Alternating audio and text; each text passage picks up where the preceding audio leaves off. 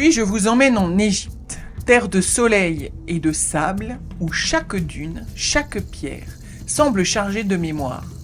Ici, l'histoire ne se lit pas dans les livres, elle se ressent dans l'air, dans la lumière dorée qui caresse les ruines, dans les regards silencieux des statues figées dans l'éternité.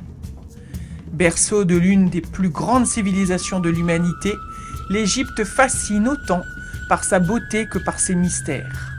Entre divinités aux têtes d'animaux, tombeaux millénaires et hiéroglyphes, encore à déchiffrer, elle nous invite à voyager dans le temps. Pour cet épisode de Scarabée Vibes, l'équipe s'est lancée dans une immersion au cœur de ce patrimoine légendaire.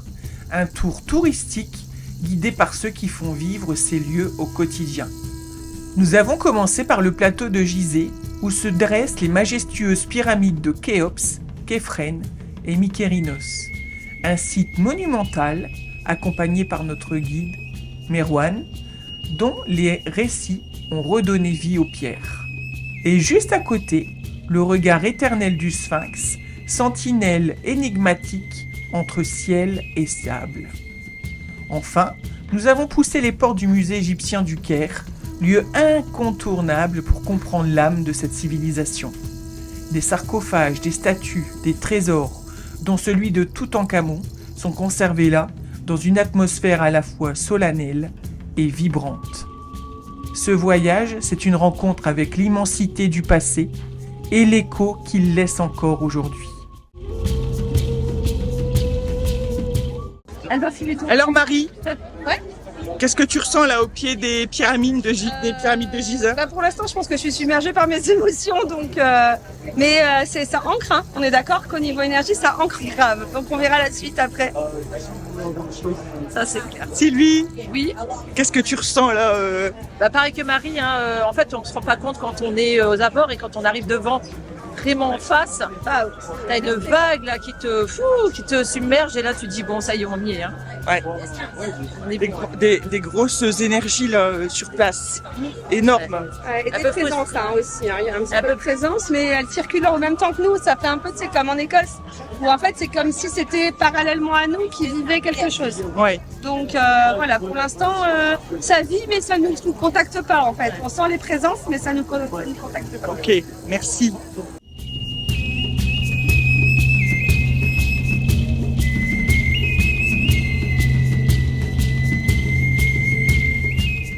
Donc on avance. Ouais. C'est combien de personnes? Ce sont 5 personnes qui vont faire, n'est-ce pas? C'est ça, normalement, on est Oui, pas je pareil. pense. De toute façon, puisque vous allez enchaîner avec d'autres visites en Égypte, à vous signaler que ici, je peux dire que c'est la base de cette civilisation, de 1500 avant Jésus-Christ. Ça veut dire à Luxor, ça sera beaucoup plus récent, 1000 ans après les pyramides. Ok, ça sera le nouvel empire, 1300-1400 avant Jésus-Christ. D'accord. Ici, l'empire qu'on appelle l'ancien empire. Ok, de toute façon, je ne sais pas si vous connaissez, en Égypte, on a plus que 100 pyramides. Vous connaissez ça? Non. Plus que 100, 118. Ouais. 118 pyramides. Mais peut-être vous connaissez que les pyramides de Gizeh. Pour quelle raison? Pour 2 raisons. Parce que parmi elles, la plus grande pyramide au monde est la pyramide de Khéops, qui compte une des 7 merveilles du monde antique. Et c'est la seule qui reste parmi les 7 merveilles du monde antique. Deuxième raison, parce que ce sont les pyramides les mieux conservées. Ça veut dire quoi? Ça veut dire que dans d'autres sites comme Saqqara, par exemple, je peux dire qu'on voit juste des collines, des dunes. Et on découvre que ce sont des pyramides quand on découvre les caveaux sous terre. Ça veut dire de l'extérieur, On voit pas. les états Ah, ouais, de conservation. Tout à fait. Là, on voit qu'on est d'accord que pyramide, c'est une tombe royale. Ça veut dire que les rois et les reines qui avaient le droit d'être enterrés dans cette forme pyramidale. L'entourage du roi, ils étaient enterrés dans ce qu'on appelle des mastabas. Je vais vous les montrer à la fin de la visite de la première pyramide. Là, on commence par la pyramide de Khéops, puisqu'on parle ici d'une famille royale qui sont succédés sur le trône de l'Égypte. Khéops, c'est le père, Képhren, c'est le fils, Mykérinos, c'est le petit-fils de Khéops. Si on commence avec la pyramide de Khéops, la pyramide qui compte une des 7 merveilles du monde antique, et c'est la seule qui reste. Qu'est-ce que vous en pensez? Est-ce qu'elle mérite? Ah oui, Elle est magnifique. De toute façon, on le confirme, mais je vais vous le confirmer 1000%. Elle mérite d'être une de cette merveille, parce que je ne sais pas si vous connaissez ça ou non, mais jusqu'à nos jours, on n'est pas capable de reconstruire une pyramide comme la pyramide. Mais oui. Tu as plein de secrets, des recherches, des fouilles dans cette pyramide, malgré les 4500 ans. Si je vais commencer avec le premier secret, je ne sais pas si vous étiez au courant, depuis un an, même pas quelques années, un an, ils viennent de découvrir un couloir dans cette pyramide. Oui. Ok, un couloir de 9 mètres en dessous de l'entrée d'origine de la pyramide. Deuxième secret de la pyramide, c'est la chambre funéraire. C'est la chambre que vous allez visiter. C'est quoi le secret de cette chambre? D'habitude, pour les autres pyramides, on descend pour visiter la pyramide. Ok, avec cette pyramide, vous allez monter. Ça veut dire que la chambre funéraire au centre, au noyau presque de la pyramide. Et ce qui était un peu bizarre dans cette pyramide, ou bien la chambre funéraire, ils ont découvert quand ils mettaient un morceau de viande dans la chambre funéraire, la viande jamais pourrie. Intact, ouais. Quand ils mettaient une lame de rasoir, ça devient plus mince. Ça veut dire quoi? Il y a une certaine énergie magnétique à l'intérieur de la chambre funéraire de Khéops. Comment en 2500 avant Jésus-Christ, ils ont pu atteindre cette énergie? Vous comprenez, ça veut dire quoi? Énergie magnétique, champ magnétique. Perfection absolue des angles et des mesures dans cette forme pyramidale avec l'effet du granit à l'intérieur. Okay? Donc, comment ils étaient très avancés, très développés, très évolués pour atteindre cette perfection. On essaye de déchiffrer ça jusqu'à nos jours. Troisième secret de la grande pyramide, c'est quoi? La construction. Okay? Puisque comme je viens de vous dire, on n'est pas capable de reconstruire une pyramide comme la pyramide de Khéops. Ça veut dire on ne sait pas exactement c'était comment la technique, le système de construction de la grande pyramide ou bien des pyramides en général. Mais les hypothèses qu'on a peut-être les plus acceptées, que peut-être ils ont commencé par une pyramide à degrés, ok, et avec des rampes tout autour, ils ont complété pour atteindre cette perfection. Peut-être que des hypothèses. Peut-être ils ont commencé par l'intérieur de la pyramide et avec des couches sur les 4 faces, ils ont complété pour atteindre cette perfection. Peut-être que des hypothèses. Mais au moins, on a confirmé la technique de transport de blocs de pierre. Comment c'était? Avec des rondins? Non, depuis les carrières jusqu'ici. Le bateau, alors. Le Nil, tout à fait. Tout à fait. Les bateaux sur le Nil. Là, on parle du Nil, ça veut dire normalement le Nil c'était proche du site. Il est où le Nil maintenant? Et ouais. Ah ouais, ça fait super loin. De toute façon, c'est de ce côté, ok? Et c'est à peu près 8-10 km du site. Ouais. C'est quoi ce qui a fait ce changement? Je vais vous montrer devant le sphinx les traces des embarcadères. Mais maintenant, le Nil s'est éloigné du site. Pourquoi? Comment? La Bah, civilisation. on a dévié pour la ville, non? À Non. cause du barrage d'Assouan. Tout à Ah, fait, que le c'est barrage pas- d'Assouan. Tout à fait. Ça veut dire on a construit un barrage à Assouan. Il a préparé la visite? Ah, il adore. Il est fan. Ah, très bien. Tout à fait, c'est le haut barrage. Ça veut dire qu'avec la construction du haut barrage à Assouan, les frontières du Soudan, il n'y a plus inondation du Nil. Okay? Ce qui fait que les eaux du Nil sont canalisées dans le fleuve. Okay? Ce qui a fait que le Nil s'est éloigné du site. Là, on est d'accord que parfois ils étaient obligés aussi de creuser des canaux artificiels pour s'approcher du site et préparer les bateaux. Okay, avec les blocs de pierre, du calcaire, et puis laisser les blocs glisser sur le Nil. Ici, ils commencent à faire des barrages, polissage des pierres et transfert jusqu'au chantier. Là, du Nil jusqu'au chantier, comment c'était la technique? Les traîneaux, les planches en bois. Ils utilisaient parfois les quoi? Les troncs de palmier, comme étant des roues. Ouais. Et par le tirage sur le sable mouillé, ils s'approchaient du site. Ouais. Là, alors, concernant ici peut-être la technique de construction, pourquoi le sable mouillé? Pour faciliter le tirage, n'est-ce pas? Et puis aussi pour refroidir. De toute façon, on n'a pas confirmé la technique de construction, mais on a confirmé le nombre des pierres qui étaient utilisées pour la construction de la grande pyramide. Combien de blocs de pierre ils ont utilisés pour la construction de la grande pyramide? Des milliards. 4 millions. Non, davantage. Pas des milliards. Ce ne sont pas des milliards, ce sont des quoi? Des millions. Centaines de milliers. Ce sont des millions. 2,3 C'est millions sûr. de pierres. Ok, pas loin. Les Ouais. lettres ne sont pas très loin d'eux. 2,3 millions de blocs de pierre pour la construction de la grande pyramide seulement. Ça veut dire quoi? C'est rempli. Ça veut dire que c'est que des blocs de pierre, ok, emboîtés les uns sur les autres. Ici, on n'a pas aussi confirmé peut-être la construction, la technique, mais au moins on a confirmé le poids d'un bloc de pierre, du calcaire. Qu'est-ce que vous en pensez? Très lourd. Idéal. Idéal. Une réponse idéale. Ça veut dire dans les environs. C'est pas 3 à 4 tonnes. quoi. Ah, des tonnes, t'as très bien. C'est ce que Ouais. j'attends que ce sont des tonnes, c'est pas des kilos. Oui, ce sont des tonnes, minimum Deux- 2 tonnes. et Deux demie. tonnes. Et les bateaux, ils coulaient pas. Ah, c'était cette forme et la pente qui a facilité le transport, la descente des bateaux. Ok. Et normalement, c'était des grands bateaux tirés par deux équipes des autres bateaux. C'est ça ce qui a fait et cette forme-là a facilité le transport des blocs sur le Nil. Ok. Et, Ça, et donc les blocs viennent de où exactement? La carrière, elle se calcaire, parce trouve? que ici, Marie, on va parler de deux variétés de pierre. Ici, le calcaire, c'est proche. D'accord. Ok. Et parmi les carrières du site, il y en a depuis quelques kilomètres d'ici. Mais on va parler aussi l'intérieur. Vous allez voir quoi? Le quoi? Granit, c'est ça, tout à fait. Alors, Très lourd. Ces carrières de granit sont où?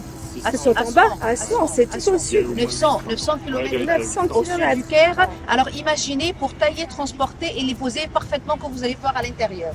Ok. Qu'est-ce que le mystère de cette pyramide-là, que ce qui était un peu bizarre, que peut-être on parle entre 2 tonnes et demie pour un bloc de pierre minimum. On a jusqu'à 15 tonnes, un bloc de calcaire. Ok. Un bloc de calcaire. Je parle toujours du calcaire. Ouais, et est-ce que le granit, c'est autre chose? C'est ça. D'habitude, Le le granit, granit, c'est c'est pour autre chose. renforcer le couloir et la chambre funéraire. Ouais. Ce qui a fait que dans la chambre funéraire, on a trouvé des blocs en granit, des dalles en granit. Chaque dalle pèse 70 tonnes.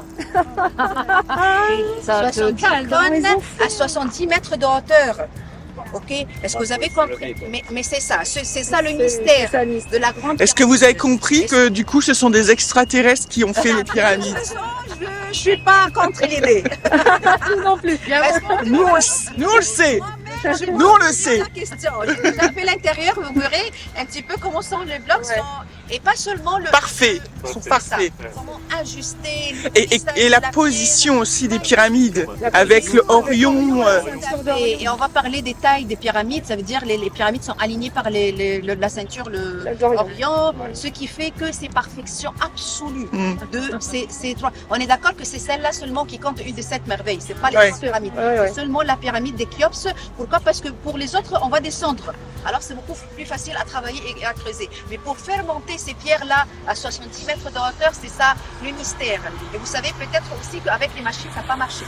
Ouais. Même les machines, Ils arrivent. Oui, on a vu. Pas capable de faire ça C'est ça, tout tout à fait. l'ancien temps. Oui. Tout à fait. Alors c'est ça ce qui fait le mystère de la Grande Pyramide. Jusqu'à nos jours, on parle de ce mystère. On cherche le mystère le secret de la Grande Pyramide. Ok.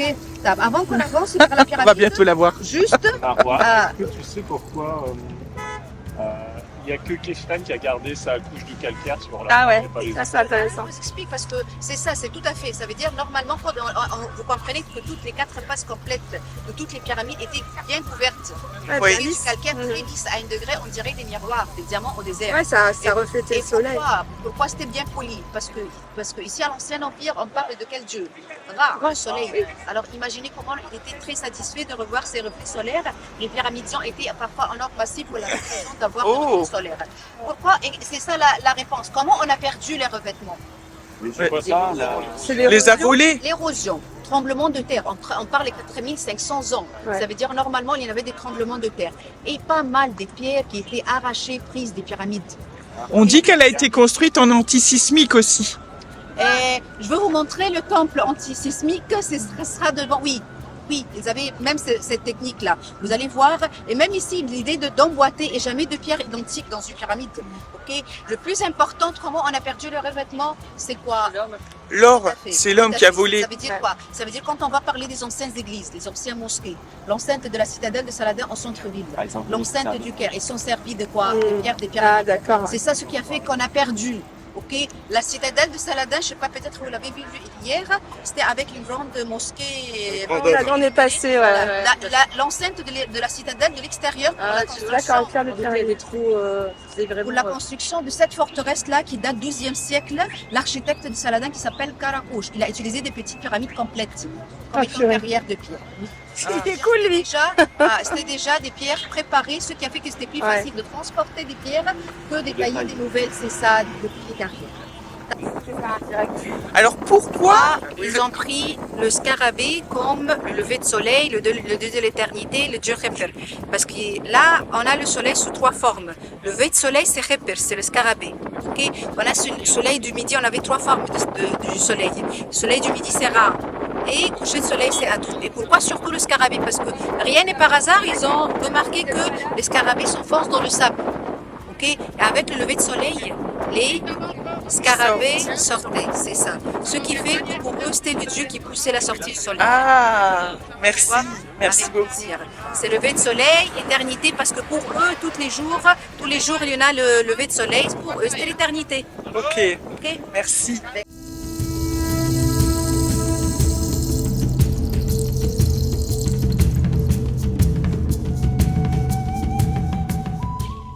Sylvie, tu la sens cette énergie dans tes mains? Oui, je la sens bien là.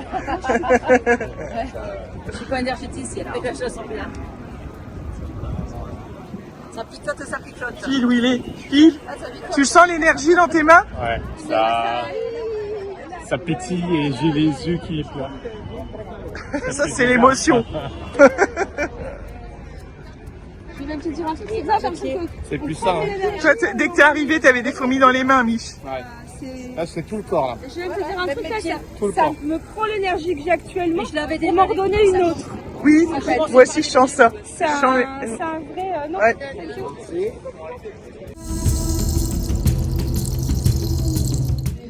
On va expliquer un petit peu Sandrine parce que qu'est-ce que c'est qu'est-ce qu'il faut là, on est dans le cœur de la pyramide, on est en train de rentrer et on est prise d'émotion de ouf et ça prend en énergie, ça me monte des pieds à la tête.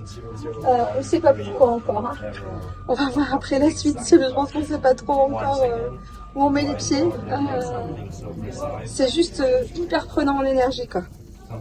On n'a pas du tout envie de quitter cette pièce, ce sarcophage tellement c'est riche en énergie, tellement c'est puissant. Et avec Sandrine, on se regarde et on se dit qu'il faut y aller, mais On n'a pas envie de partir. on n'a pas envie de partir. On est vraiment là. tellement pas envie de partir, on est vraiment bien. Hein. Ça fait circuler quelque chose. Pas de stress, rien du tout, on est bien quoi. Comment tu te sens, Clémence? Apprécié. Il n'y a même pas oppressé par les queues, par la chaleur. Non, on n'est pas pressé, c'est vrai. On l'a été au début quand on est monté dans ce. C'est ma fille, Clémence. Jolie. Je l'ai amenée dans nos périples, parce qu'elle ressent aussi les choses. Jolie Clémence. Voilà. Mais c'est vrai qu'on est très très bien et on reste là.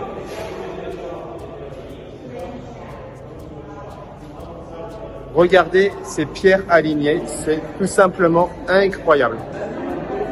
Voilà. C'est reparti.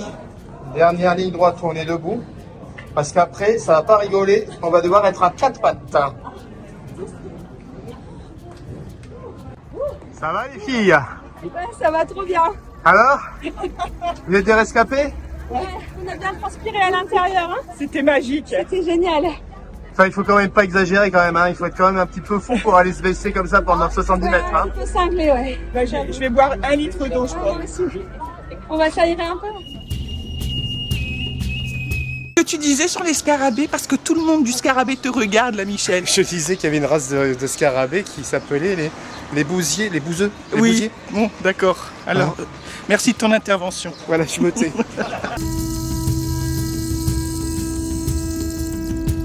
C'est tellement beau.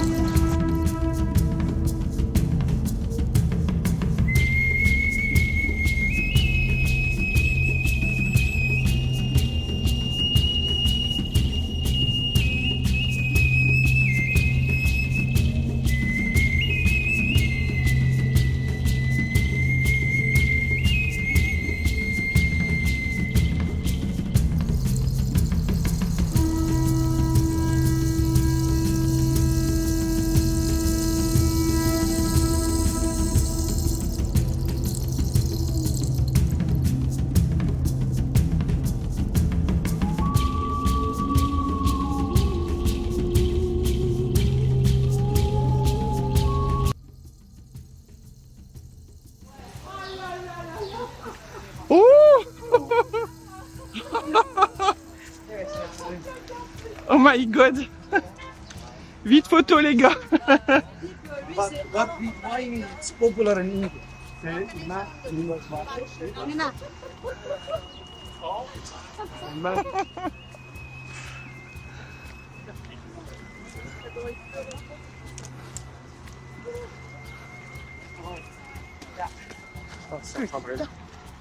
Y a rien en plus. 11h11, regarde. 11h11. Un coup de... Pas fort ça. Non mais moi...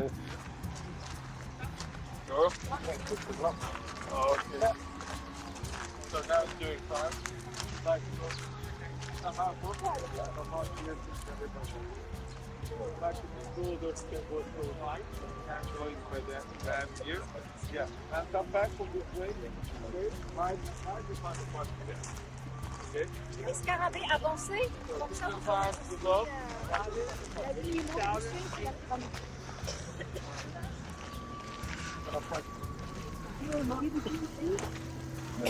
pyramide. Ils ont pris la photo de nous deux sur le chameau. La carte officielle de l'Égypte, non? Oh là là là là, c'est trop énorme. T'as vu l'alignement? Ah ouais, il a fait une photo, elle est trop belle. L'alignement, il est vraiment sur la pointe, là. La tête du sphinx. Et les plantes qui poussent, c'est l'influence de l'eau souterraine du Nil. Si vous jetez un coup d'œil sur les côtés, les deux côtés, c'est la terre fertile, le limon du Nil. Ouais, le limon du Nil. C'est ça, tout à fait. Alors, on y va, on descend pour faire la visite de ce temple. Donc là, les amis, on descend. Il y avait des embarcadères parce que le Nil montait jusque là. Bon, maintenant, bien sûr, il n'y est plus, mais il y a encore des traces avec les herbes qui poussent encore, avec les influents du Nil qui sont encore en dessous. Et toi, il sort d'où ça?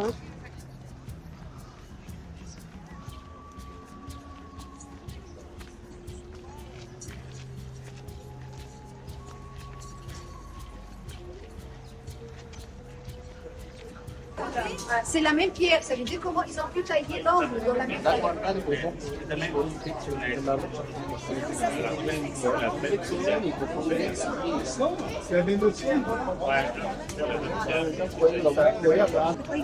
Thank you so much. Linus. You have to be in the picture. To be in the picture. Elle est pas belle la vie.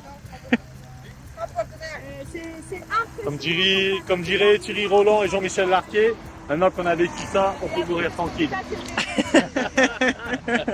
Quand même pas, C'était Phil. le 12 juillet 1998.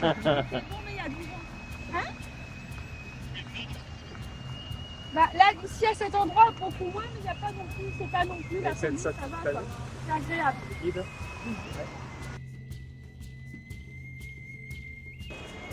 Voilà au musée d'Égypte. 他那集合这几篇我发给你们儿子，还有这几篇是艺术。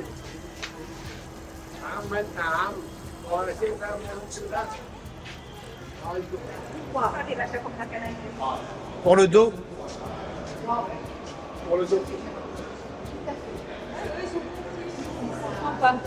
On n'aurait pas les jambes longues ici, en fait. Marie, c'est bien.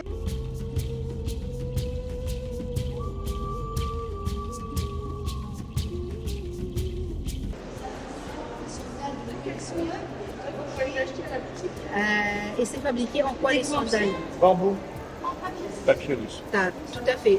Le papyrus, c'est une plante, ok, tige de papyrus. L'extérieur des papyrus, ce que vous allez voir, la fabrication, l'extérieur, c'est une partie solide, l'écorce, qui est verte pour fabriquer des quoi? Des sandales, des paniers, des ceintures et parfois des chapeaux.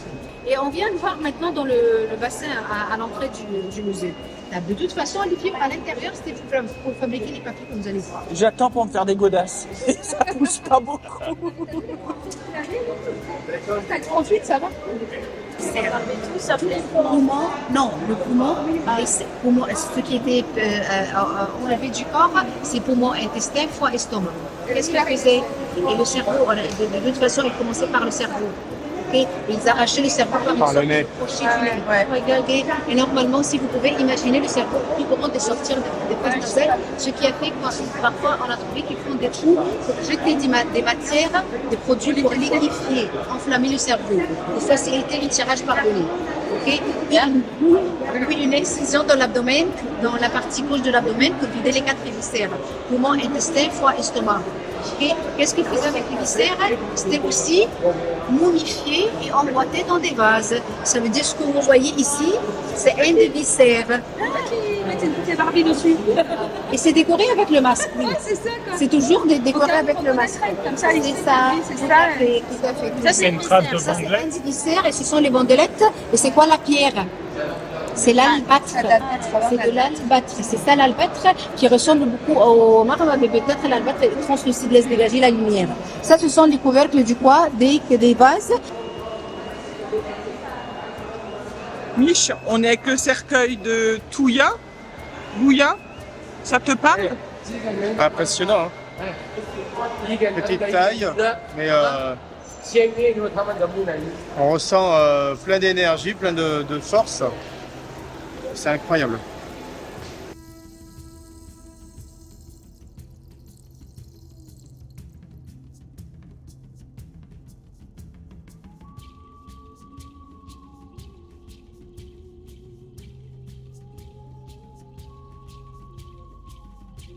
Parce qu'il est mort très jeune. Et comme vous voyez, c'est incrusté des pierres précieuses, semi-précieuses, pâte de verre. Ah ouais. Ils ont un visage de Zolmec. Elle a dit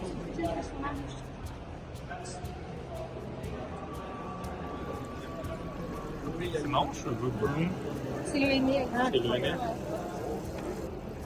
Mais bouclé, il faut essayer de boucler. Mais comment? Même les yeux sont À moitié ouvert. Non, mais même les risques.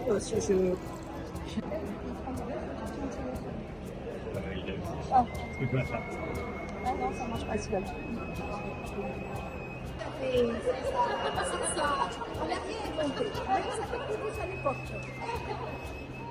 Les tupperwares de l'époque pour momifier la nourriture. Donc là, le petit poulet, le gigot d'agneau, un canard. Ce voyage en Égypte touche à sa fin, mais ici, rien ne s'achève vraiment. Les pyramides continueront de défier le temps, le sphinx, lui, gardera ses secrets, et au musée, les âmes figées dans l'or et la pierre attendront le regard d'un autre visiteur. L'Égypte ne se raconte pas, elle se ressent. Elle laisse en nous une trace, un vertige, comme un souvenir qu'on n'a jamais vraiment vécu. Merci d'avoir vibré avec nous. On se retrouve très bientôt pour une nouvelle escale, une nouvelle énigme, une nouvelle Scarabée Vibes.